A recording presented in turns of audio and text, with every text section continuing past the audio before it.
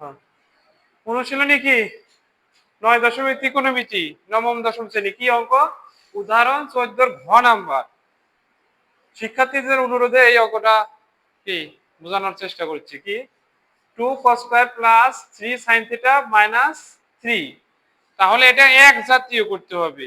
তাহলে sin square না এখানে, আর এখানে cos স্কয়ার আছে। তাহলে cos স্কয়ার সমান কি আমরা জানি cos স্কয়ার সমান 1 মাইনাস sin স্কয়ার। সূত্র কি sin square theta plus cos square theta সমান 1। তাহলে cos স্কয়ার সমান 1 মাইনাস sin স্কয়ার। এটা কিন্তু cos করা যাবে না, sin এ করা যাবে, স্কয়ার নাই, সেজন্য এই cos স্কয়ার আমরা 1 মাইনাস সব এক জাতি হয়ে গেল sin।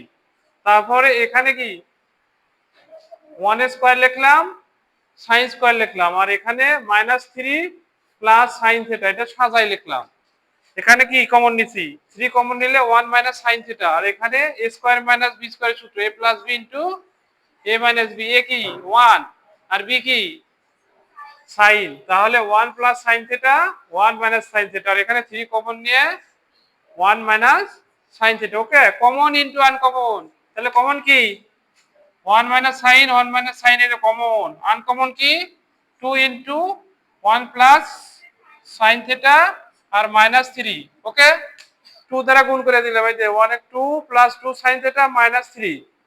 তাহলে এখানে কি হবে 2 sin থিটা মাইনাস 3 প্লাস 2, তাহলে মাইনাস 1 হবে। তাহলে এটা সমান 0।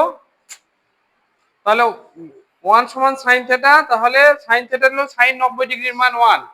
তাহলে থিটা ইকুয়াল 90 ডিগ্রি। গ্রহণযোগ্য হবে না, যেহেতু থিটা সূক্ষ্মকোণ সত্য দিছে ওখানে প্রশ্নে।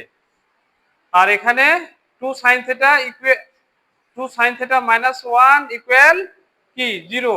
1টা পক্ষান্তর করে প্লাস, আর এই 2টা ইনটু ছিল কি ডিভাইডেড। sin কত ডিগ্রির মান হাফ 30 ডিগ্রি। তাহলে সেজন্য sin 30 degree. Theta sin cancel, theta equal 30। থিটা সূক্ষ্মকোণ বলছিল প্রশ্নে, সেজন্য এই 90 ডিগ্রিটা গ্রহণযোগ্য হয়নি। 90 ডিগ্রি অপেক্ষা ছোট কোণকে কি বলে সূক্ষ্মকোণ। ঠিক আছে, ওকে, ধন্যবাদ।